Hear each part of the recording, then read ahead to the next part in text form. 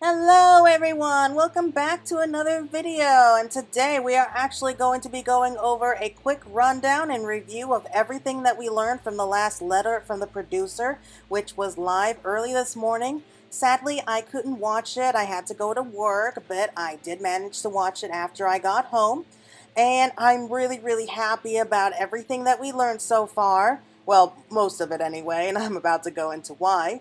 So we actually got some more information, not just about the remaining parts of 5.3, but we also are getting a good look at what's going to be waiting for us in 5.4. Don't have an exact date for it yet, but we do have at least a kind of timeline for what's coming out.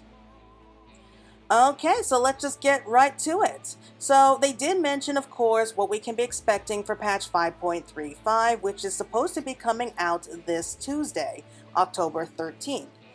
So it's already including things that we kind of already know about, such as the Bojin Southern Front, the Resistance Weapons upgrades, the Skysteel Tool upgrades, and it looks like we're going to be getting additional housing, 3 wards and subdivisions in all the residential areas. It's all going to be coming out next week, so if you are still looking for a house, I wish you the best of luck. Okay, moving on to a little bit more discussion about the Bojin Southern Front. It's a new large-scale encounter, which is supposed to be at least kind of similar to how Eureka was. But basically, you band together with up to 72 players and assist in the Bojin Resistance in their mission to root out the Imperial Legion and reclaim their homeland. So you actually have a choice where you can actually focus on the story quests or just take on the extra challenges, either or. The decision is completely up to you. So the objections of the Bojin Southern Front, they did go into a little bit more detail. You gotta do battle with the Imperial Legion to raise your medal. And with enough medal, you can actually raise your resistance ranks to help with the front lines push forward, which will eventually allow you to storm Castrum Lucas Litori. So basically, the more battles that you do, like the more battles that you win, the more metal that you earn, and with enough metal you can actually raise up your resistance ranks. I guess it's going to be kind of like how you can rise through the ranks of your grand company. Like you start off like as a new recruit, and then you can go all the way up to like I think it's a marshal or a captain. Yeah, I think it's a captain. So I guess it's a little bit like that, but here you actually have to prove your metal by on the battlefield. And eventually you can earn enough to be able to storm the castrum. So I think the critical engagements are actually more along the lines of like big time bosses, like very powerful bosses. And the skirmishes are going to be a little bit more like fates. And sadly, you won't be able to earn any metal just by going around and killing random beasts. You have to participate in either the skirmishes or the critical engagements in order to earn the medal. Now, the critical engagements, these are battles initiated after meeting special conditions, so I guess they're kind of like special hunts as well. Only a limited number of players can actually participate with these encounters, and they range from 24 to 48 player battles, I guess depending on how many are in the area. Now, these are designed to be intense battles that can take place in the field, and they're comparable to dungeons or raid bosses. And these actually award much greater metal than rewards that you get from the skirmishes. You basically have the efforts to drive back the Imperial Legion, and eventually you trigger a critical engagement. Players will be notified regardless of where they are in the Southern Front, and once there's enough people you can actually participate in the battle. So really, there's a certain limited number of people that can join a critical engagement at a time. After that, once it's triggered, you have a limited time to request deployment, and when the period for requesting deployment ends, the players will be given the option to be transported to the battlefield. And they are actually kind enough to give you a brief preparation phase, giving players time to quickly form parties and discuss a strategy in order to take this down. And finally, when the preparation phase ends, that's when the battle begins. If there are more requests for deployment than are permitted for engagement, participants will be selected at random. However, it is possible to gain priority in participant selection, and you get to contribute to trigger in the critical engagements and use special items obtained in the Bojin Southern Front. So these are actually kind of things that we've already kind of were aware of when we first learned about the Bojin Resistance. And now it's finally almost here. I have been really looking forward to participating in this ever since I first heard about it.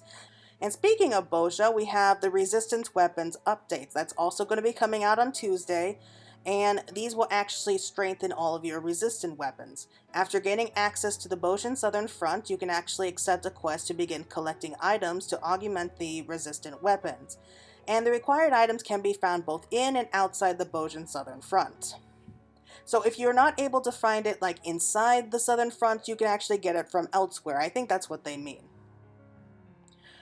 Also, it's not just weapons, as it turns out, that you can actually earn from the Bozjan Southern Front. You can actually earn very special kinds of armor. And they were actually kind enough to show us just like a brief look at it. So here's one of them. I'm guessing that this is going to be more of a fending gear. I mean, it looks pretty cool, so you can definitely see parts of like Bozja kind of mixed into it. At least that's kind of the style that I imagine them to be. They also showed another set. I'm guessing it's more along the lines of either striking or aiming gear. That's my best bet so far.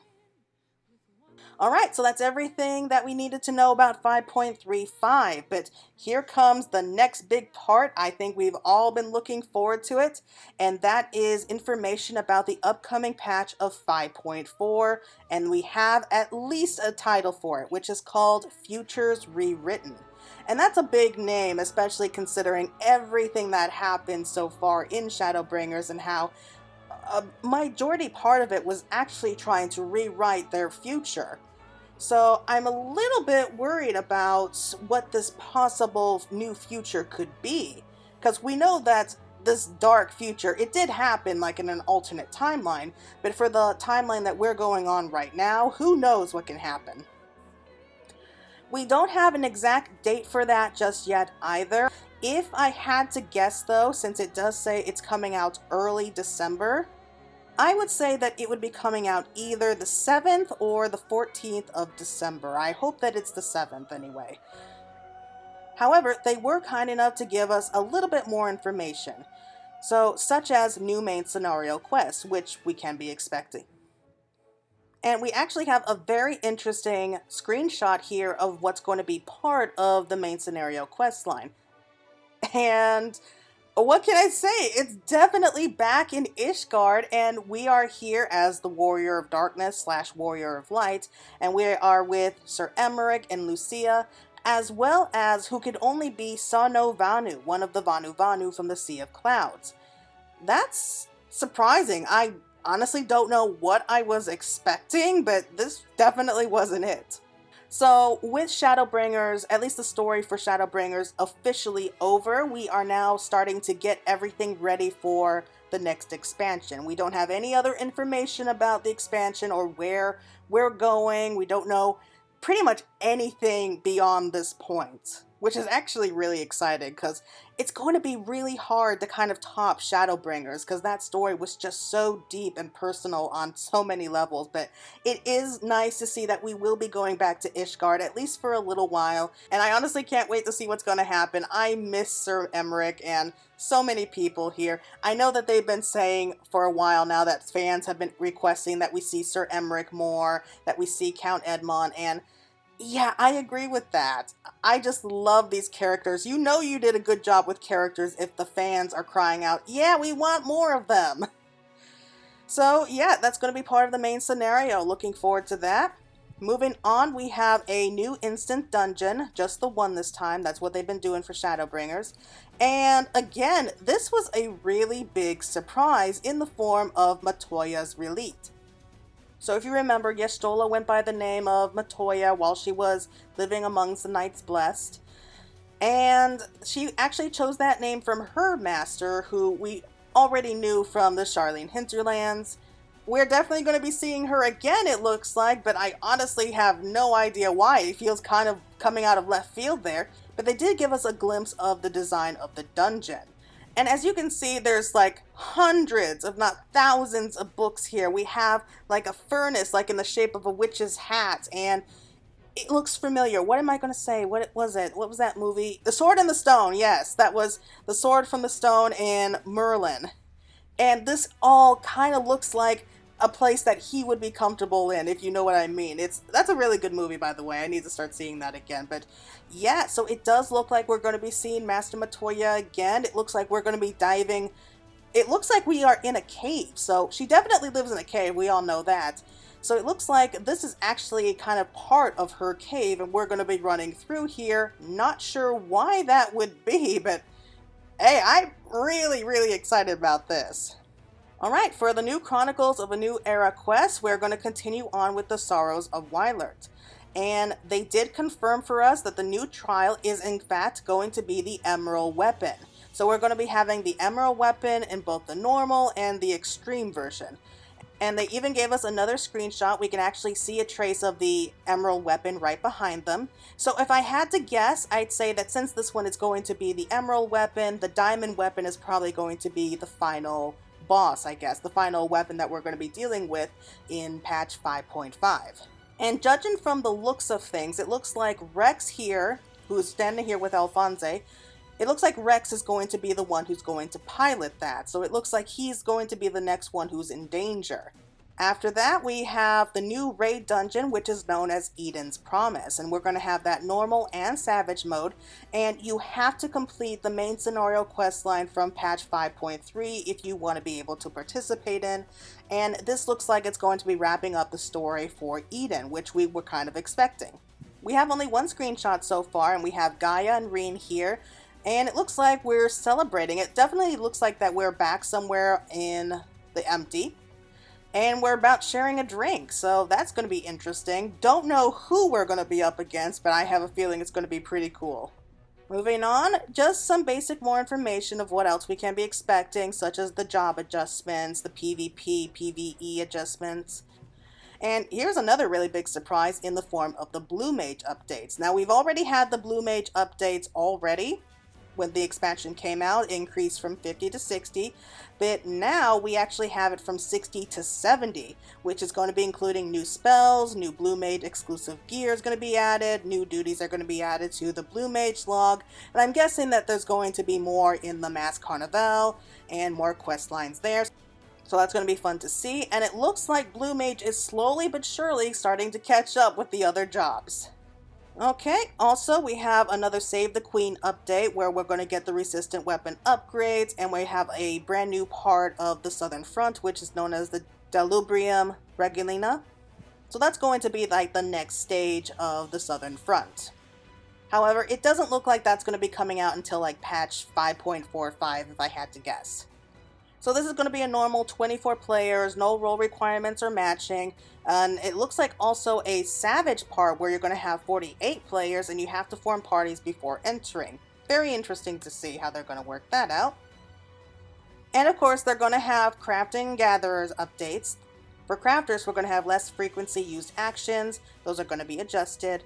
New crafting conditions will be added for expert recipes, and these conditions are not going to appear for recipes that were added before patch 5.4, which of course is going to be including more recipes anyway. For the gatherers, it looks like they are having another major revamp. As you can see, the collectible and ethereal reduction systems have been revamped. The collectible glove action has been removed, which is also very interesting to see. But the itemware will be removed, putting a focus on gathering attempts and collectively rating. So here is actually what it's supposed to look like once they're done. It's kind of hard to say for sure at the moment how it's going to be like. I think I might have a better idea if we actually see it in action, and I think we might be able to see that when the next letter from the producer comes out. But apparently, gathering and perception ratings are going to have a greater effect on collectability, and adjustments are going to be made to obtain from ethereal reduction based on their collectability. Very interesting to know. Also, fish eyes are going to be adjusted, and they will no longer be required to catch fish. This will also allow players to ignore the time requirements for catching fish. Very cool, very good to see. I mean, if I had to be honest, fishing is probably my least favorite job, at least when it comes to the gathering. So hopefully this will make it a little bit more bearable. Also, we have more information about the next part of the Ishgardian Restoration update. So I don't know where you guys are right now when it comes to the progress in the Ishgardian Restoration. I think right now that the only world that actually has it all completed would be Toneberry. I have to double check that, but I'm pretty sure it's only Toneberry for the time being. For the Lamia server where I'm currently at, we're only about halfway there. So We still have plenty of time, though. I don't think that this will be coming out anytime soon. I'm guessing that around patch 5.41, that's when we get the Ishgardian restoration. However, it did state that this is going to be the fourth and final phase of the restoration effort. And I've actually was wondering that just last night because I was looking around the area like where we already completed with the new nest, and I was just trying to calculate like how much more of the damage that I could see that could be fitted into 2 more patches, but it looks like we're only going to be getting the 1. And here's a surprise. Apparently, we're going to commemorate with construction of a monument by the time that we're done with this. And the monument is going to be based on the crafting class with the greatest contributions during a certain period. I guess this will forever confirm which is the most popular crafting class, like in any given world. So I don't know why they would do that, but hey, I mean, but the Sky Builder rankings will reopen. New items are going to count towards your seasonal score. Top rank crafters and gatherers will still receive the same titles as before, but with new achievements. And it looks like we're going to have a final ranking with the conclusion of the Ishgardian restoration. So by the time we're done with this, we're going to have just one more ranking competition. And all of the firmament is going to be completely rebuilt and restored. So looking forward to seeing all of that happen. Also, it does look like we will be soon bidding farewell to Shiva Unreal. Instead, we're going to be getting a new trial that's going to be selected instead. We don't know which of the new trials it's going to be. If I had to place money on it, I would bet maybe Titan. Because they were mentioning before about whether or not they should include an Unreal version of both Shiva and Titan, but they said that they were worried that people were going to start crying as soon as they saw Titan in Unreal mode, and to be honest, you can't really blame them. I'm scared just thinking about it, but yeah, so that's one more, I guess, fun thing that we can look forward to. The Sky Steel Tools update, we're going to have further enhancements for the Sky Steel Tools available. There's going to be a treasure hunt update where you can delve deeper into the secrets of Lethgara, and we actually have a quick little drawing of what it's supposed to look like. Very fancy, very pretty. You can see the Verbertite and kind of like the Fey folk kind of mixed in here as well. And I admit that treasure hunts really aren't what I do a lot of, but hey, I'm willing to try it just so I can make it this far and see what it all looks like.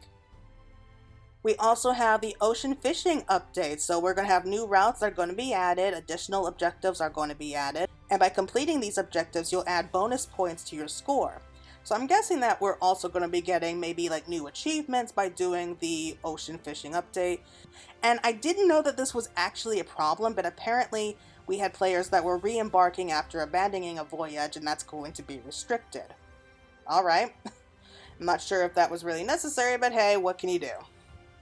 As for Triple Triad, we're having an update with that. Rules and the UI will be revamped for ease of play. There's going to be new rules and tournaments that are going to be added, as well as a new rule set to battle opponents with a deck of randomly chosen cards. That's interesting. As well as having, I guess, random tournaments being held once in a while, so that's something we can look forward to in the Gold Saucer. As well as the Domain Mahjong update. There's going to be kind of a quick match now available, the UI will be adjusted, and I confess, I don't really understand how the Domain Mahjong works. I mean, I know it's supposed to be just like regular Mahjong, but I never really got into that. But if you're a fan, then I'm sure that you're happy to see this. As for the rest of the miscellaneous updates, we are actually getting a new violin instrument that's going to be added. I really like that idea. I can't wait to see that. We have a new system for affixing multiple materia at once, and we have an ability to link quests in the chat window. And that's pretty much, I think, all the information that we really have for 5.4 for the time being. Now, we're just going to be moving on to just discuss real quick, like a few last minute ads that they added at the end. They did explain a little bit more about PlayStation 5. Now, the PlayStation 4 version of Final Fantasy XIV can still be used to play on PlayStation 5, which is good for us. The PS4 Pro settings in the system configuration menu will now be available, and by playing with the PlayStation 5, the hardware will ensure quick load times. So, after about all that, they did mention a little bit more about the UI designer, Kei Odagiri. And they did mention like how amazing this guy is, as well as the designer responsibilities, how they understand the plans of content designers and incorporating their ideas into the UI players see, and how it was really because of this guy and so many others that they were able to have the features like the group pose. So good on you, buddy, for giving us so many fun things to do.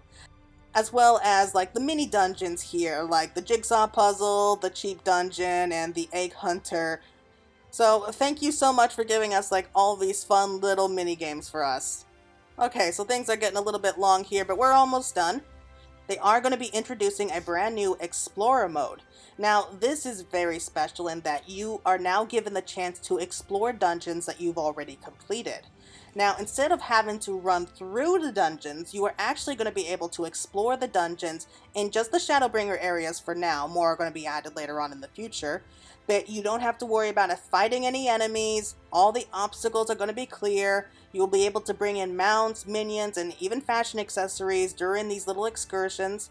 And they have striking dummies that can be placed to allow for actions to be used if you do want to see yourself fighting here.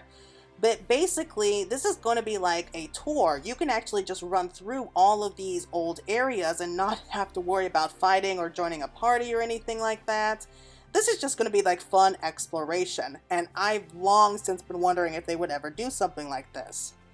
And they also mentioned that they are going to be making some changes to the limit break system. We actually have a screenshot here, and it looks like we can actually do two at once. We can actually use, it looks like we have the limit break for both Dragoon and Machinist, so I'm looking forward to seeing more about that. And judging from the looks of things here, we are also going to be having a change to the skin. Now, if you remember when Shadowbringers first came out, you can actually change things so that you can have either a dark skin or a light skin, kind of like light and dark for Shadowbringers. It looks like we're going to have kind of a blue skin. I'm guessing that might be in honor for the Blue Mage. So these are just pictures of what that's going to look like. It's very interesting. I do like the color, so we'll see how well that goes. And we have just a few more little bits of tidbits for the fan festivals. So the fan festivals that were supposed to be taking place, yes, they are still canceled. They are still looking into new dates, locations, and methods to hold an event. So the one in North America, which was in San Diego, the one in Japan, the one in Europe, yes, they are all canceled, even all the way up to February. So that's really a big shame there. However, they did mention that they will be hosting an event in February of 2021 to announce new information. So hopefully they will be able to find maybe a new way around it, I'm guessing, like maybe a one big fan festival somewhere, or I don't know how they're going to work it. I'm afraid that 2020 just sort of screwed everything up for everyone. But they did promise they would have a 14-hour broadcast that's going to be held that same day, and they're probably going to be going into more information about the expansion and just maybe future fan festivals. We'll find out. Though they are considering shifting it to a complete digital fan festival. While that would make a lot of sense, it just probably wouldn't feel the same, but that is something that they are considering. They are also adding the new Lodestone feature, which is a community finder that's also coming out Tuesday, October 13th. And this is a new Lodestone feature where players can actually recruit and find in-game communities. So this is going to be a nice way that you can actually stay connected without actually having to stay connected. So basically, you can post a free company recruitment listing on the community finder, and you can actually recruit more people to join your campaign. And apparently, you can actually get very special in-game items to share with members. So it looks like we're actually having kind of like sparklers or special fireworks. Hard to say for sure, but it does look like fun. So if you're hoping to increase your free company's members, this is going to be a good way to do so. And yes, we just have 3 more things to talk about, and I think that we will call it there for the time being. It does turn out that Final Fantasy XIII is being nominated for the 3 Golden Joystick Awards. So the categories that we have are Still Playing Award, the Best Game Expansion, and Best Gaming Community. So we are actually going to be up for all 3 of those. Voting ends Monday, November 2nd. So if you're interested, go ahead and vote. So now we are actually just getting into the sales right now. I will make those quick. This first one here is going to be about the print collection, where basically you can enjoy your favorite illustration in all their glory with these high quality frame prints. So you can actually start earning these items, it looks like, by December 4th, 2020. And we actually have a nice little picture here of the X-Arch, but they also showed one of Titania as well in her artwork. So if there is a piece of artwork that you really, really love and you would love to have like hanging up on your wall, this is going to be for you. And finally, we have new merchandise available. You can actually see the pictures here, but we have a new giant cushion in the form of the Fat Cat, including a new gaming mouse pad. You can actually see that here with all the members from Shadowbringers, like their artwork all here. That's really going to be cool. We also have the Pasta plushie, which they actually were showing off a little bit, but basically we have the pizza here in a kind of a chef's hat. I think that's a minion that you can actually get from participating in the Ishgardian restoration. We have the new acrylic job stands, just like how we have the trust member parties all there. But otherwise, yes, that looks like everything that we know so far for both patch 5.35 as well as patch 0.4. So yeah, that was really, really interesting. I'm really happy and I'm satisfied with everything that they did show us so far. I cannot wait to see more coming. I cannot wait for next week where we'll be able to go diving straight into brand new storyline for the Bojin front and help the Bojins reclaim their homeland. I'm really, really excited about this little push finally into Ishabard. So yeah, I think that's going to be everything covered for right now. Thank you all so much for watching. I hope that you all enjoyed it and you loved my little summary. And hopefully we'll be able to meet around in the Bojin Southern Front this next week. So until next time, everyone, thank you so much. You take care, stay healthy, and have a wonderful rest of your day. Bye!